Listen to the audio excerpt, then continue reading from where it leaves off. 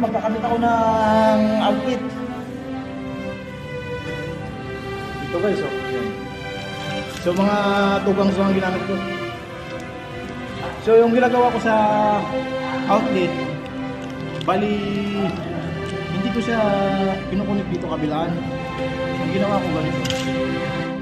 Yan, oh.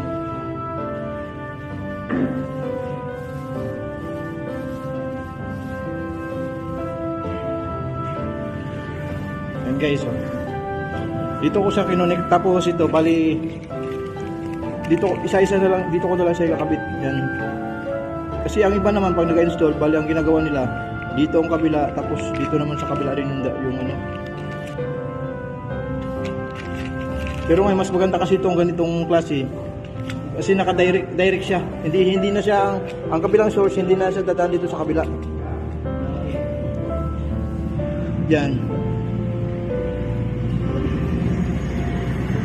Kasi ito guys, yung bali halimbawa kasi pagka nandoon ka sa kabila, ayan, pag gumamit yung kabila, gagamit na mapupursa to, halimbawa maraming gumamit dito sa kabila, tapos na ganito yung pagka ano mo, kabila-kabila lang, parang nabubugbog tong kabila kasi ang dami niyang dadaanan.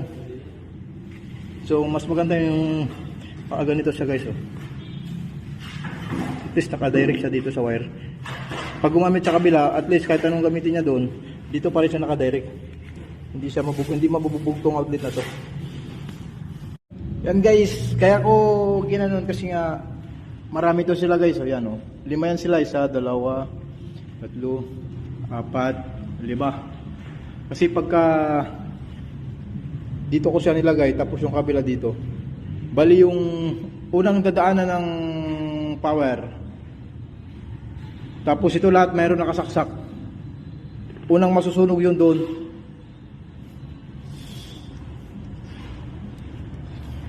Kaya minsan hindi natin napapansin na ang outlet natin nasusunog.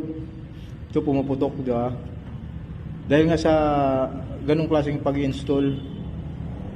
So itry nyo yung ganito. Ayan, oh.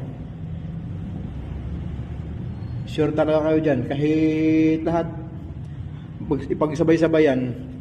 Kasi dahil nakakonect din to siya rito eh. Bali isa lang itong kakabitan natin. Hindi kawawa yung outlet natin. Yan na siya guys, oh.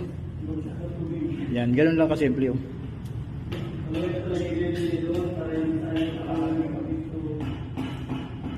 Para hindi maapektuhan to kung halimbawa gumamit ng malakas doon sa malakas na source doon sa kabila. Yan, ganito na lang kasi para ito dito siya nakakunik. Dahil alas 12 na, kainan na naman. Hello guys, natapos ako sa pag-electrical. So dito naman ako sa nandito ako sa roofing. Yan, bali dudubulsi ko yung atip kasi may tumutulo. So ang init, grabe. So yan, oh. Ang gutter kasi ito nakalibil ng tubig na stock.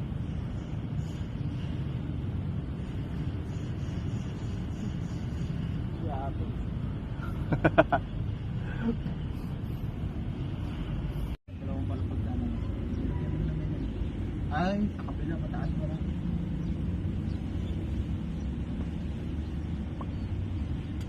Yawa po sa gabi.